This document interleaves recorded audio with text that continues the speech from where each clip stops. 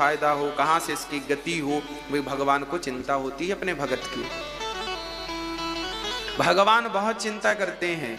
जैसे माँ बच्चे का साया बन करके उसकी रक्षा करती है, ऐसे भगवान भक्त का साया बन करके उसकी रक्षा करते हैं। एक बार कोई भगवान की शरणागति ग्रहण करे तो सही, एक बार ये कहे तो सही कि प्रभु मैं आपका हूं। हाँ, हम ये कह नहीं पाते ना कि प्रभु आप हम। भगवान शंकर ही बांसुरी बन करके कन्हैया के हाथ में ये जो बांसुरी है ना, कौन है ये? भगवान शंकर। इसलिए भगवान शंकर ही बांसुरी के रूप में उपस्थित हैं और आज भगवान शंकर ही उनके वाणी से बज रहे हैं, स्वर निकाल रहे हैं। इसलिए आनंद से आज ठाकुर जी ने सुंदर सी बांसुरी हाथ में लेकर मां यशोदा ने लाला को दर्शन कराया, शंकर जी को ब्रजवासियों को दर्शन कराए। अब बड़े हो गए भगवान, 6 दिन के हो गए। एक दिन मां यशोदा दूध पिला रही थी, ज्यादा दूध पी लिया तो पालकी पे लिटा के मां झूला झुलाए लगी। अब झूला झुलाए रही थी तो कन्हैया सो गए। अब सो गए तो मैया को लगा मैंने एक काम कर लूं, तो काम करवे लगी। तो 1 घंटा बाद भगवान की नींद खुल गई। अच्छा, मैया काम में इतनी व्यस्त है गई कि लाला की तरफ ध्यान ना दे सकी। तभी पूतना मौसी का आगमन हो गया। पूतना लोक बालघिनी राक्षसी रुधिरासना जिघांसया पहरये स्तनम दत्वाप सदगतिम। पूतना छोटे छोटे बच्चों को मारा करती थी। अच्छा, ये पूतना कौन है? ये पूतना जानती हो मेरी मां कौन है? ये राम अवतार में भी थी पूतना। क्या थी? मंथरा, नाम मंथरा मंदमती दासी। ये जो मंथरा थी, ये मंथरा इस जन्म में क्या बन के आई? पूतना। क्योंकि देखो इस मंथरा ने आग लगाई अयोध्या में तो राम को कष्ट 14 साल का इसके कारण हुआ। आरोप हम ये ना लगाएं कि इसके कारण, वो तो लीला थी, पर कारण तो यही बनी ना। ये अपने आप में ना, अच्छा मंथरा ना बाद में जब राम जी जब लौट के आए तो मंथरा एक कमरे में बंद रहा करती थी, उसे कोई बात नहीं करता था। वो भी घुटने लगी, मैंने क्या किया। देखिए गलतियां ना जब आदमी करता है तो एक बार उसे भासता है कि नहीं गलत हुआ, गलत किया। आवाज आती है अंदर से। मंथरा को भी आवाज आई कि देखो मैंने गलत कर दिया, मैंने राम के साथ अत्याचार कर दिया। बहुत पश्चाताप की, माथा दीवार पे मारा, मरने की कोशिश की पर मरी भी नहीं। उसका देखो अपराध तो हो गया। अब जब अपराध हुआ तो उसी अपराध के कारण इस जन्म में वो राक्षसी बनी। परंतु चूंकि भगवान का चिंतन करती रही वो, मैंने राम को क्यों, देखिए हम लोग जपते हैं राम प्रसन्न चित्त से राम राम, और वो क्या जपती थी? मैंने राम को वनवास क्यों भेजा, मैंने राम को वनवास क्यों भेजा, मैंने राम को वनवास क्यों भेजा, मैंने राम को वनवास क्यों भेजा। तो देखिए इसमें भी चिंतन हो रहा है राम का, और वो रो भी रही है। चिंतन भाव कुभाव अनख आलसहूं नाम जपत मंगल दिशि दसहूं। भगवान का नाम कोई भाव से जपे, अभाव से, कुभाव से जपे, आलस्य से जपे, जपे बस। तो नाम जप रही थी वो, मैंने राम को वनवास क्यों भेजा, राम को वनवास। जब तक उसकी सांस रही तो यही जपती रही कि मैंने राम को वनवास क्यों भेजा, मैंने राम को वनवास, मैंने क्यों राम को वनवास, मैंने राम को वनवास, बस। और जपते जपते मर गई। अगले जन्म में वो राक्षसी बनी पूतना, और आज पूतना अपने स्तनों में जहर भर के ले जा रही है। बड़ी सुंदर बन ठन के गई है पूतना मौसी।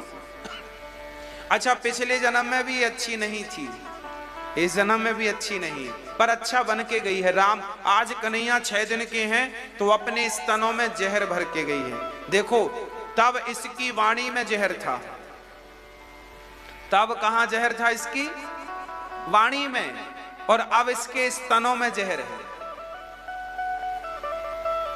जहर तो देखो दूसरे जन्म में भी छूटा नहीं।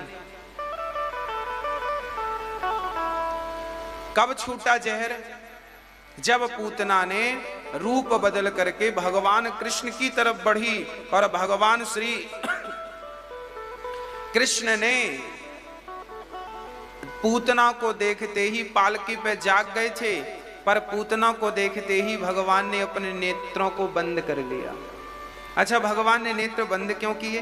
भगवान ने नेत्र इसलिए बंद कर लिए कि यदि मैं इसकी तरफ देखता रहूंगा तो हमारे भगत नाराज हो जाएंगे। क्यों नाराज हो जाएंगे? अरे भगवान बोले ये हमें मारने आई है और अभी हम इसको तार देंगे, इसको देख लेंगे हम, तो भक्त कहेंगे लो हम तपस्या करते हैं तो हमारी तरफ तो देखते नहीं हो, और जो जहर पिलाने जा रही है उसकी तरफ टुकुर टुकुर देखते हो, तो भक्त नाराज ना हो जाए, इसलिए भगवान ने आंखें बंद कर ली ताकि भगवान कह सके देखो जी हमने तो देखा ही नहीं था उनको। तो भगवान ने नेत्र बंद कर लिया। अच्छा, नेत्र क्यों बंद किया? इसका भी एक भाव है। भगवान कहते हैं कि पूतना अपने तन को सजा कर आई है। पूतना ने क्या सजाया है? अपना तन। और भगवान कहते हैं जिसका तन सुंदर है जरूरी नहीं है कि ऐसों को मैं देखूं, पर जिनका मन सुंदर है ऐसों को जरूर देखता हूं, यह निश्चित है। इसलिए श्रृंगार करना है तो कभी भी तन का श्रृंगार ना हो, श्रृंगार हो तो हमारे मन का श्रृंगार हो। निर्मल मन जन सो मोहि पावा, मोहि कपट छल छेद्र न भावा।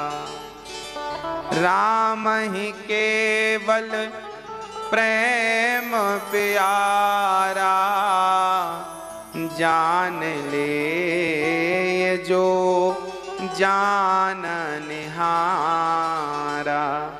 मिलहि न रघुपति बिनु अनुरागा, किए जोग जप ज्ञान विरागा। तो भगवान क्या चाहते हैं? भगवान तन की सुंदरता नहीं चाहते, भगवान तो मन की सुंदरता चाहते हैं। निर्मल मन जन सो मोहि पावा, मोहि कपट। कपट बिल्कुल पसंद नहीं है भगवान को। अच्छा, आप लोगों के अंदर कपट है कि नहीं? मैया जी, ओ मेरी माँ, आपके अंदर कपट है कि नहीं? नहीं। अच्छा, आपके अंदर कपट है? नहीं। वाह, हम तो यही चाहते हैं कि भगवान करे ना रहे कपट। कपट कोई अच्छी चीज थोड़ी है, मैं कपट रखूं तो फिर अच्छा थोड़ी हूं। कोई भी कपट रखे, कपटी हो तो वो अच्छा थोड़ी माना जाएगा, अच्छा थोड़ी कहलाया जाएगा। अच्छा, भगवान की शर्त है, देखिए शर्त समझिएगा। भगवान कहते हैं कि देखो आपकी हर बात मैं बर्दाश्त कर लूंगा, आपकी हर बात मैं बर्दाश्त कर लूंगा। तुम भगवान को गाली दोगे तो भगवान बर्दाश्त कर लेंगे, तुम भगवान को कुछ भी कह दो भगवान बर्दाश्त कर लेंगे, पर तुम कपट रखो तो ये बर्दाश्त नहीं होगा। निर्मल मन जन सो मोहि पावा, मोहि कपट छल छिद्र न भावा। कपट, ये कपट क्या है? एक दिन हमने कपट की व्याख्या की थी, आज व्याख्या नहीं करेंगे, केवल याद दिलाएंगे। बताओ उस दिन हमने कपट क्या बताया था, कपट की क्या परिभाषा बताई थी? आज हम केवल आपसे पूछ लेंगे, इसलिए कि आपको याद है कि नहीं। आगे आगे पाठ, पीछे पीछे सपाट, ऐसा तो नहीं हो रहा है। बताओ कपट मतलब क्या बताया था?